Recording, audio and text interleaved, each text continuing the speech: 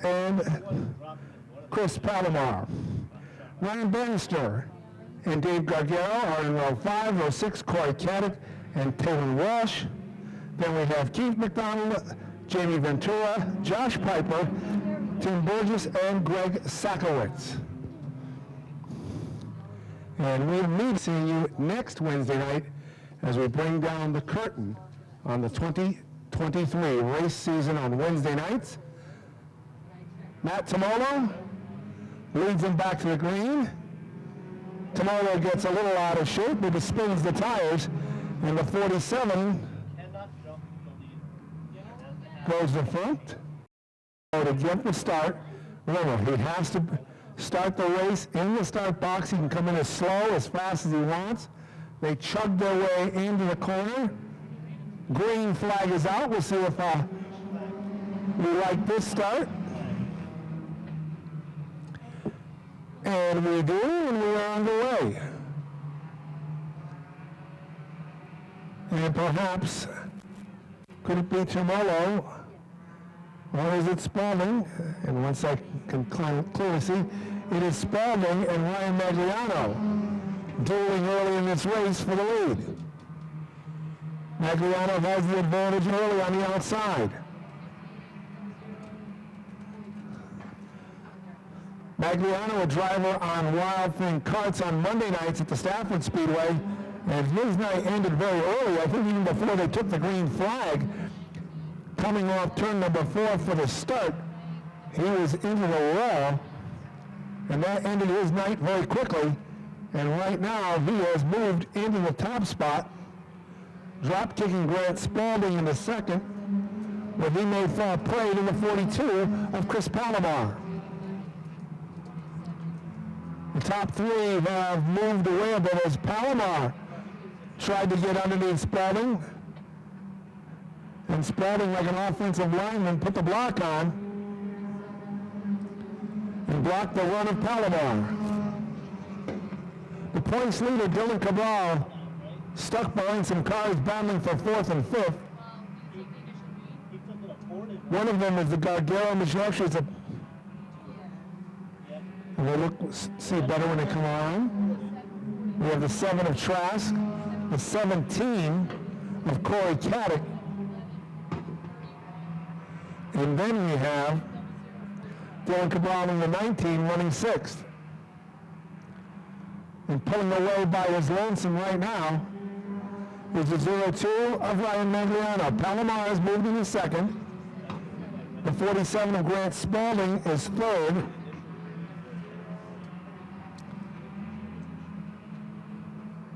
We'll see who's clicking off the fastest lap, and right now, Chris Palomar is the quickest on the track. In a lead that was once over a second is now 6/10 of a second. And we have yet to get the halfway point in this event. And Dylan Cabral has me have the yellow. And down, don't fall.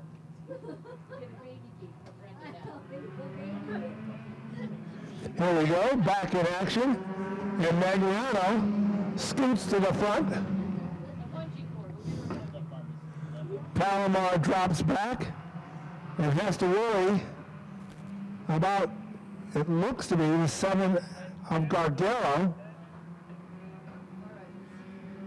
Dylan Cabral right there in that pack of cars, along with Corey Caddick in 17. They fling themselves down the backstretch. And it looks like it takes a little bit for the Palomar car to get up to speed and get going, but not letting them get too far away is the 7 of Trask, and Trask is overtaking him in the battle for second.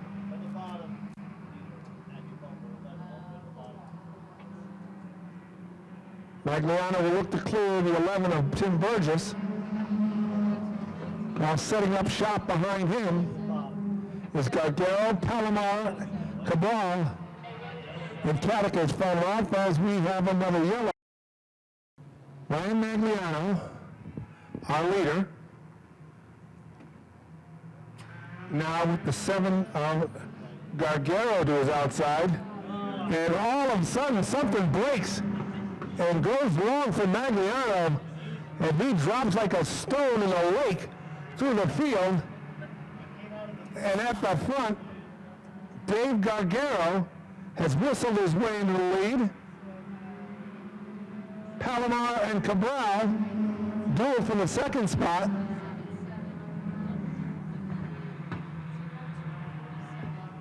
Then we have Corey Caddick and Wade Robbins making up our top 5.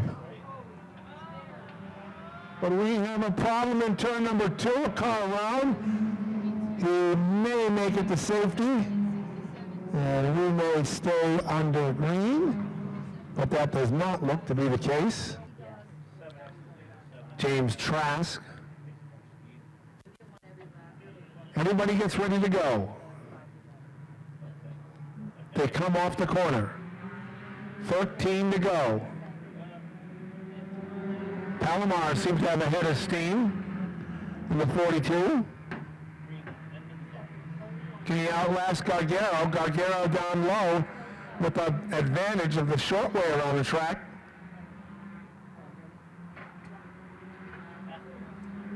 But Palomar, by a nose, has the lead. Right behind them, ready to strike, is Dylan Cabral. So Cabral, who's buried deep in the field, and a little wiggle by Gargaro, but he thinks nothing of it, stays with the 42 of Palomar, trying to outline. Now that wiggle was a little bit more. That allows Palomar to pull away.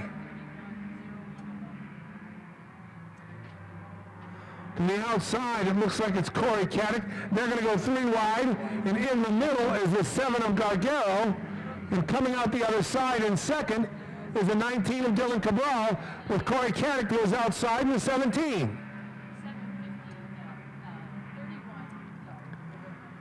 Chris Palomar leads him back to the line.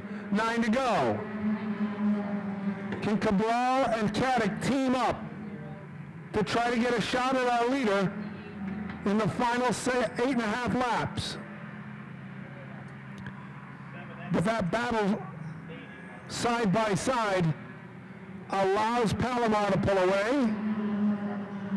and the difference is almost 1 full second. Cabral has made it into the second spot.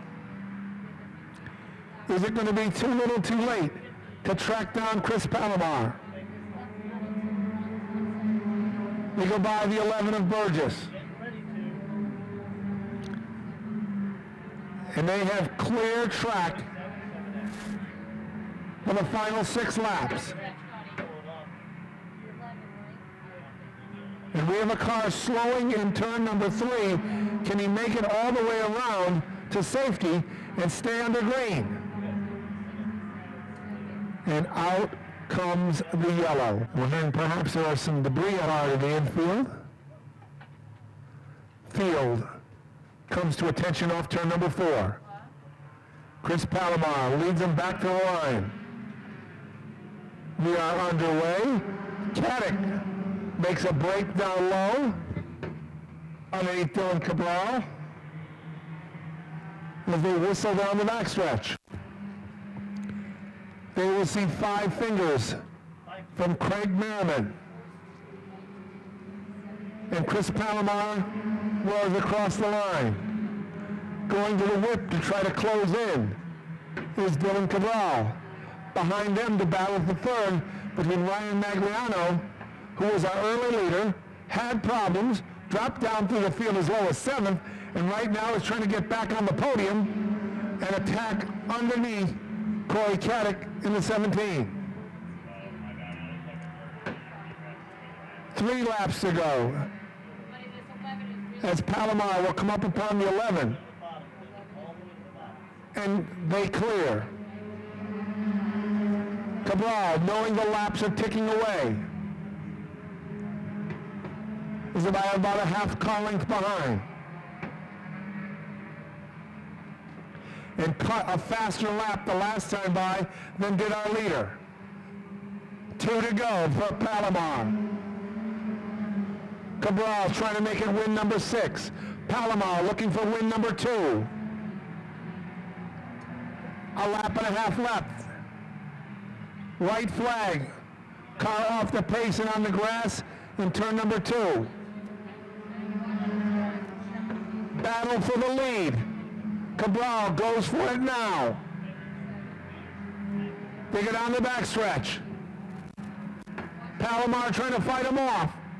They will come off turn number 4. They will race down to the line for the checkered flag. And at the line, by 2/100ths of a second, Dylan Cabral scores win number 6 on the season. Chris Palomar is second. And Dylan, I think you waited till what? The last lap to try to pull it off, and it was, I believe, 2/100ths of a second when you crossed the line with Chris Palomar. Yeah, I noticed he was getting a little loose something off, and I knew I had to take advantage of it. I mean, it was close to the end. It was definitely a drag race all the way to the end. Now, do you think the way the race broke out, some of the cautions helped out? Because I know you were bottled up for a while back deep in the pack. Yeah, the first probably 5 or so laps, I mean, we were stuck 7th, 8th. I don't know exactly where we were, but we were just all bottled up in there. Who are the people who sponsor you and got you win number 6 and a little bit further in the point lead? I just got to thank my family, my buddy Sam, my girlfriend, my mom and dad, everybody else that comes out and supports me, and everybody that gives me a hand with this thing.